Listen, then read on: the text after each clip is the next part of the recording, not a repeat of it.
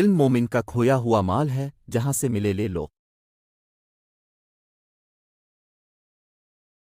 وہ راستہ پہلے ہی بنا دیتا ہے، لیکن عطا صرف بہترین وقت پر کرتا ہے۔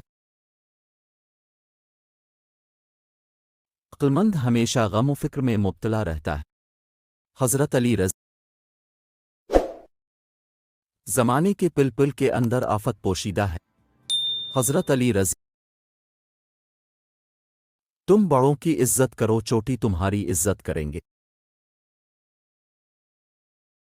حضرت علی نے فرمایا، صبر کرنے والوں کا مقدمہ اللہ تعالیٰ خود لڑتا ہے۔